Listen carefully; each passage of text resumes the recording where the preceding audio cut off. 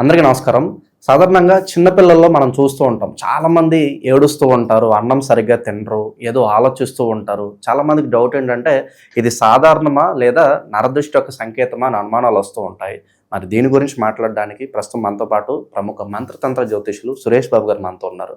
గురుగారితో మాట్లాడదాం. నమస్కారం గురుగారు. జై శ్రీమన్నారాయణ. గురుగారు, చిన్నపిల్లలకి నరదృష్టి ఎక్కువగా తగులుతుంది అంటూ ఉంటారు. మరి ఏంటి అసలు కారణాలు ఏంటి? చిన్నపిల్లలకి ఎక్కువగా దృష్టి తగలటానికి మరి మంచి మంచి పరిహారాలు ఉంటే తెలియజేయండి.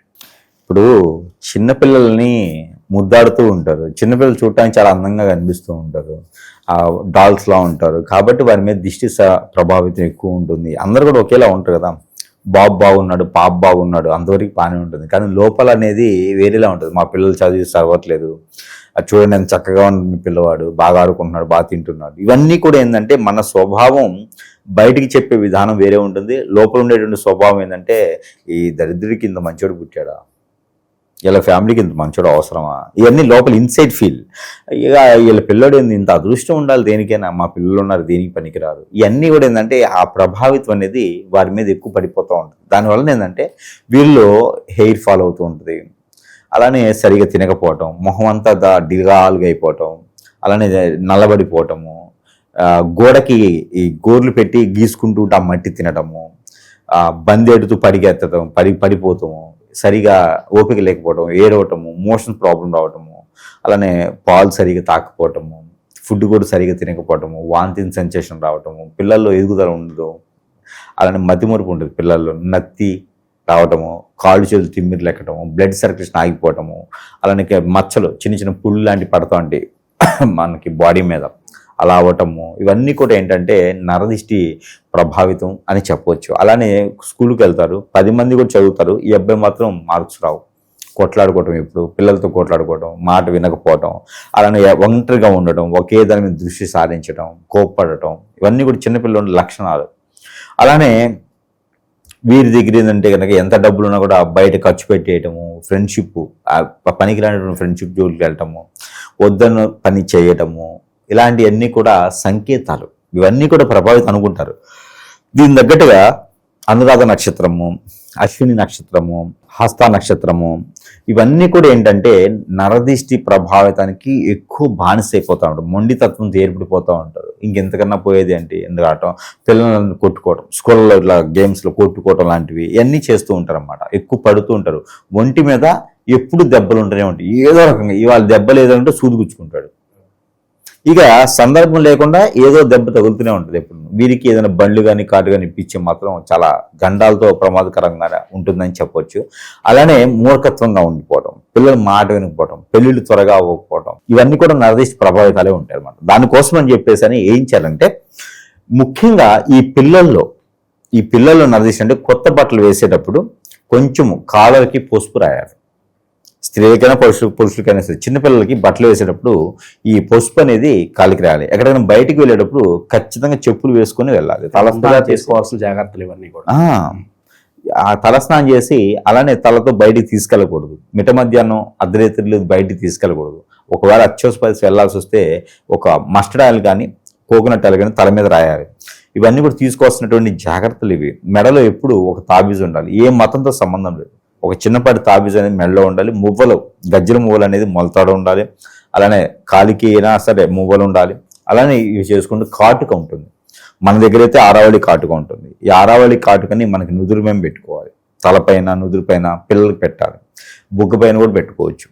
అలానే గొంతు దగ్గర పెట్టవచ్చు, అరికాల్లో పెట్టవచ్చు. ఇవన్నీ కూడా ఏంటంటే సానుకూల పరిచేటువంటి వాతావరణం ఉంటుంది.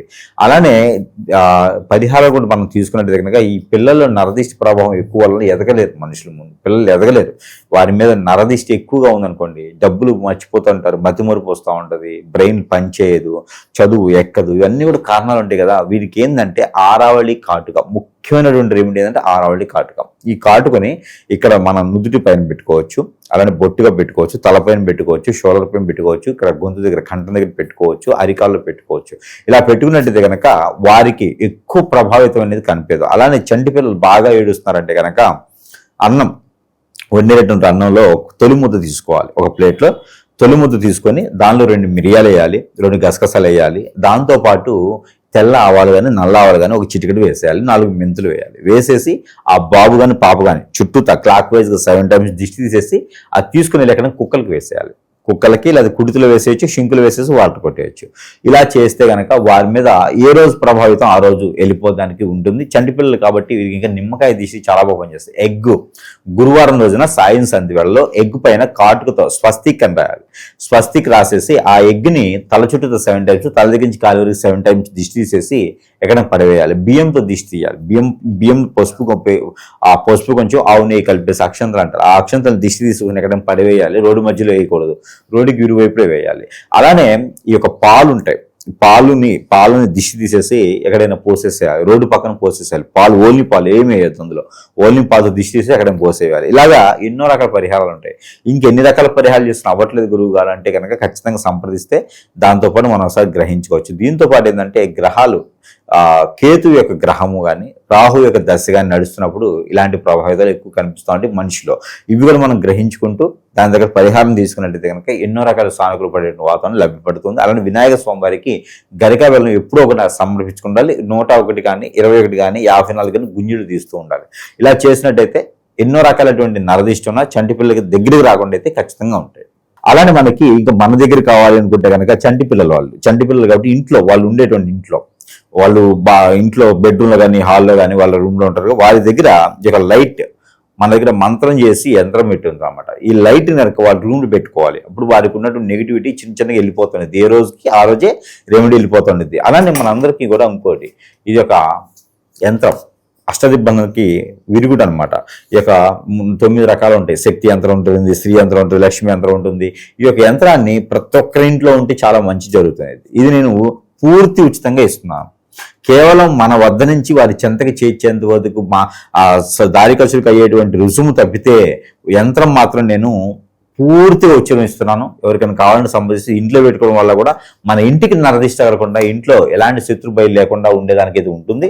కాబట్టి ఎవరికైనా కావాలని సంపాదించవచ్చు. దాంతోపాటు ఈ యొక్క సాంబ్రాణి ఈ 21 డేస్ వస్తుంది.